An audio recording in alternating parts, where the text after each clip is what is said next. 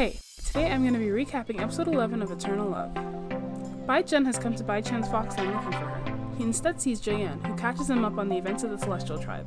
DiJun finds Fengzhou sleeping at Kunlun Mountain. He also finds the scroll. Fengzhou tells DiJun that Bai Chan left it for her, and because the spell is Mo Yan's, DiJun begins to suspect that Bai Chan has deeper ties to Kunlun Mountain than she let on. Fengzhou follows DiJun outside, where they see Li Jing reminiscing about his relationship with Bai Chan. Please forgive me for all the great things I said about Li Jing when I started this drama. I was young and stupid. Outside Kunlun Mountain, the Star Lord of Destiny meets with DiJun. DiJun tells him what he has found out from the scroll, that the sealing spell on the bell was meant to break today.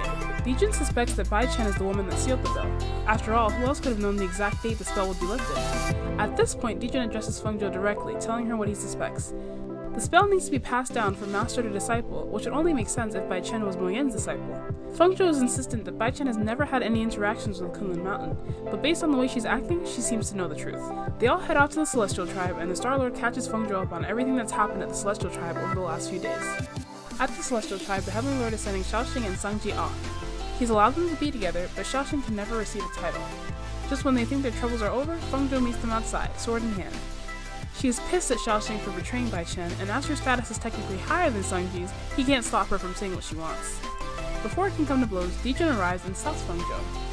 He takes the opportunity to ask Xiaoxing about Bai Chen's involvement with Kunlun Mountain, this time even asking if she knows someone named Xiyin. Xiaoxing backs up Fengzhou's story, even though she also knows the truth, showing that she still has some loyalty to the Fox Tribe. So, quick recap. The people that know about Bai Chen's double life are mostly in her family. Her parents, DiJun, Fengzhou, Jaeyeon, and Xiaoxing. Mo Yan also knew. The people that don't know are everyone in the Ghost Tribe, the Heavenly Lord and his family, and for now, DiJun. Anyway, speaking of Bai Chen, she had the bad luck of waking up on Junji Mountain, where Scarlet has been wreaking havoc. He intends to make quick work of her until he sees the Jade Purity fan. He remembers seeing the fan years ago with Xiyin, and can't figure out how Immortal would have it. Still, he's not taking any chances. The next morning, Yehua arrives to kill Scarlet. Scarlet turns into his animal form, and Yehua reveals his, a black dragon. They fight, and Yehua beats him to the relief of the townspeople. It kind of reminds me of the end of an Avengers movie. Thanks so much for your help, but did you have to destroy every single building on your way out? Yehua flies into a cave to recover from the battle, too weak to transform back into his human body. A few days later, Bai Chen finds him and, mistaking him for an injured snake, decides to take him home.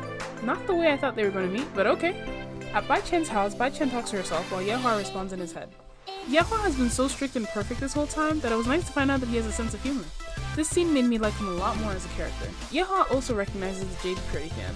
At the Celestial Tribe, Sujin finds out that Yehua has gone to kill Scarlet. Since a day at the Celestial Tribe is a year on Earth, his guard guesses that he'll be back in just a few minutes.